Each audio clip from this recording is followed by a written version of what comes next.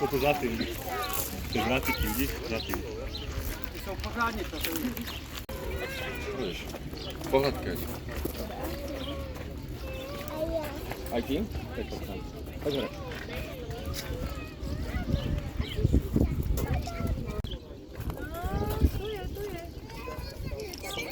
Poď. Poď, Enrique.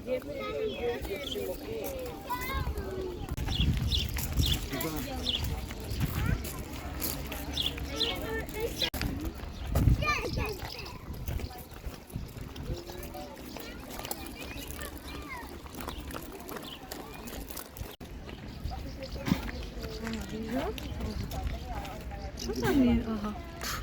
Robí? Nie, to tak. Aha. Vidíš ho? Prestaň! Čo? Nepôjdeme plávať. Dneska nie.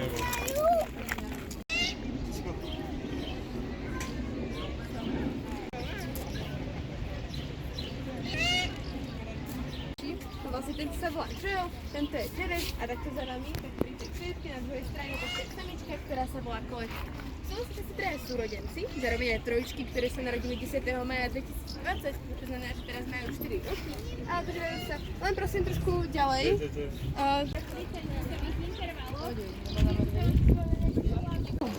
Nebudeš sa kúpať. Ja som tady.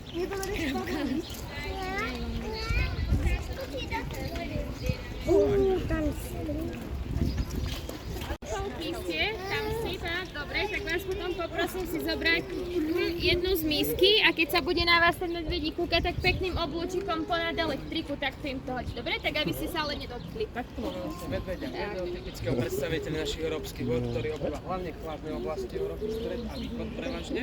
A zážraví, ako vidíte, čím sami aj krmíte. Majú radi všetko, vlastne bobudovité, jablka, hrušky, slivky, nektarinky, všetko, čo šťavnaté a cukornaté. Keď sme ich chceli dať na brokolicu, vyskúšať, raz ochutnári a v živote nechcú ani vidieť už.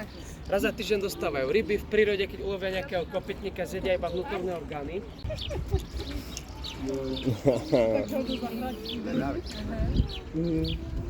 Sú nejaké otázky ešte? O medvede horko?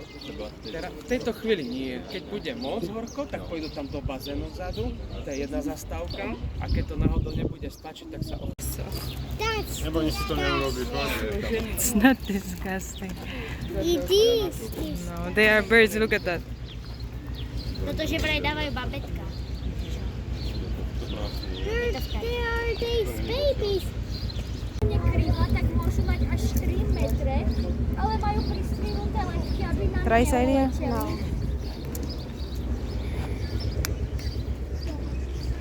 It's baho.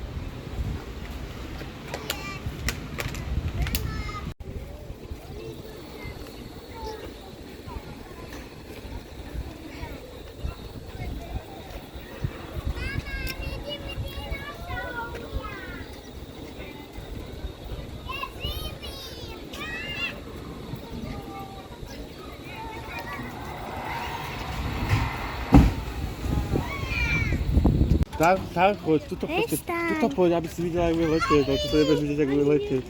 Tá, choď ďalej, to natáčať. Prestaň. Tu budeš vidieť Ale veď ty sa vyko, čo robíš? Počkaj.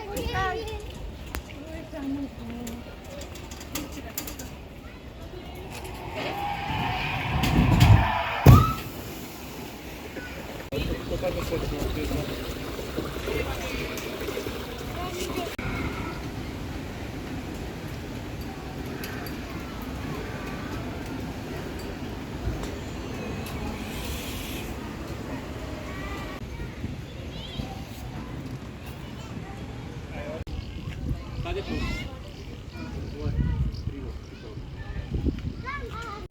nie. O jednej začíname. A koľko to trvá? To proste? Nemám.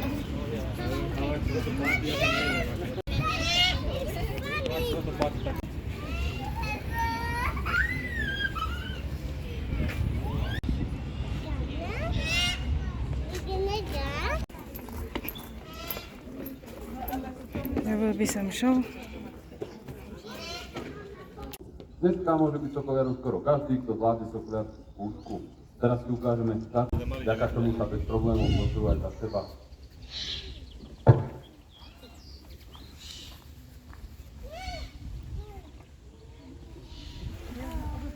Najmä to dobytky sú veľmi rozvážne a každý svoj pohyb si veľmi dobre rozmyslia, že sa na nich aj pozriete, žiadne pohyby nerobia vôbec prudké a vedia veľmi dobre šetriť energiou. Ak tu nie je tam pristať, tak posledných pár centimetrov dobre nevidia, iba odhadujú, čiže si to musia veľmi dobre naplánovať.